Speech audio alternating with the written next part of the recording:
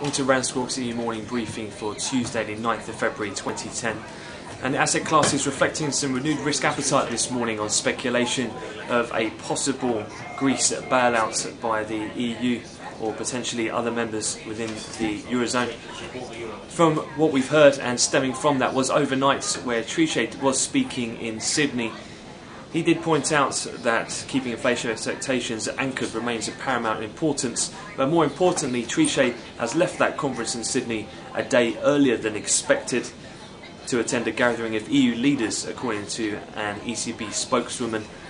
So as mentioned, we have traded relatively positive in sentiment on that.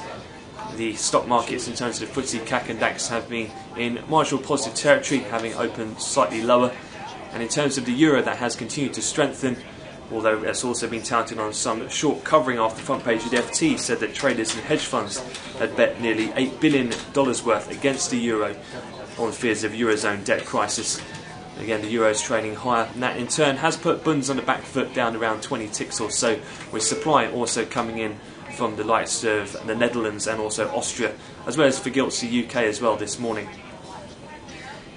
In terms of what that has done in repercussions with bunds lower, the spreads have all narrowed across the board in the peripherals, especially that of the Greek and Bund 10-year yield spread. Also, the 5-year credit default swaps in the likes of Greece, Portugal and Spain are all trading lower this morning from the New York close yesterday. However, that speculation has been somewhat dampened slightly and equities have come slightly off their best levels.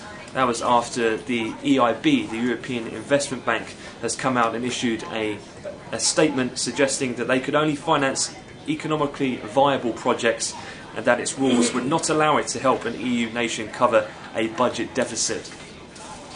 So we'll continue to monitor that situation. Another thing related to that, which we'll be keeping an eye on a bit later today at 3 o'clock London, so 9 in Chicago, will be Fitch. They're holding a teleconference call later on.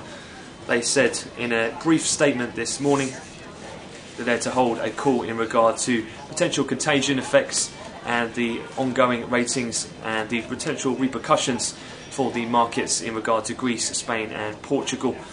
In terms of some other Fed commentary, that's also worth noting from overnight. The Fed's Dudley say US financial system is in much better shape than a year ago, even as the small to medium-sized banks remain under significant pressure.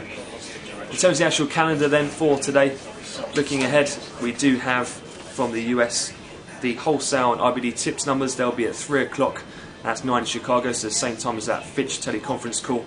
And then also fixed income, eyes will turn to the first of this week's $81 billion worth of issuance. We'll get the $40 billion 3-year notes. And a couple of earnings to look out for today. Pre-market, the likes of Biogen, Pult Homes and Coca-Cola. And Walt Disney, they're due to report after market today.